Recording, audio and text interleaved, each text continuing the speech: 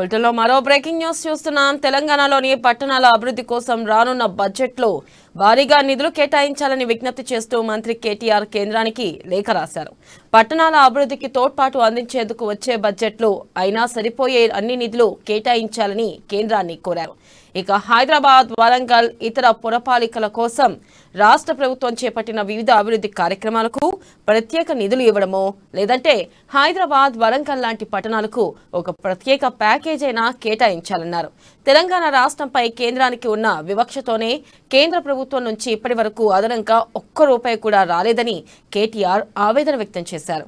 కేంద్ర ప్రభుత్వ అవార్డులతో ఇప్పటికైనా తమ ప్రభుత్వ పనితీరును మోదీ సర్కార్ గుర్తించిందన్న ఆశాభావంతో మరిన్ని నిధులు కేటాయిస్తారన్న నమ్మకంతో ఈ లేఖ రాస్తున్నట్లు కేటీఆర్ తెలిపారు.